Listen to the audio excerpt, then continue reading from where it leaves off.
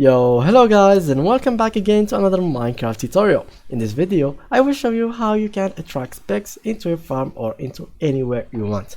So, first of all, please go ahead and open Minecraft and make sure that you have any kind of version. It doesn't matter, it will still work for you. So, let's go ahead and open single player and let's open our world. So, just like that, I am in my world. So, let's spawn first a pig. Something like that. Big spawn. Okay, let's get some fences and let's do something like that just to make it pretty simple for you guys to see it. Now let's get a carrot. It is really pretty simple. You can attract pigs by having a carrot in your hand and they will be dragged into wherever you go.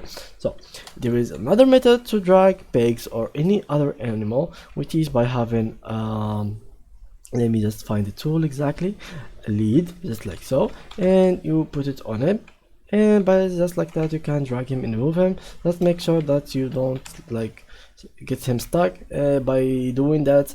For example, if you were running like that and the pig got stuck, you didn't notice, after like a while you turn around, you will find nothing behind you, and even lead will be not in your hand. For example, if you had multiple leads, you will not even notice if some of them like falls behind you, and you won't notice it.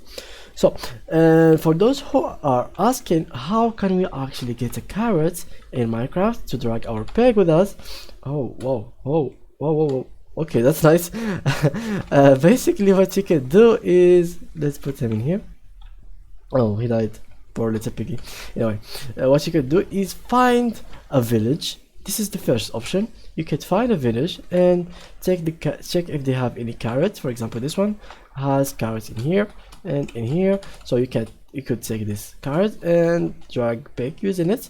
And what else is by having a zombie farm or killing zombies, there is a small chance that you will get a drop of a carrot or a potato. So yeah, that's how you can actually get carrots and to attract your pigs.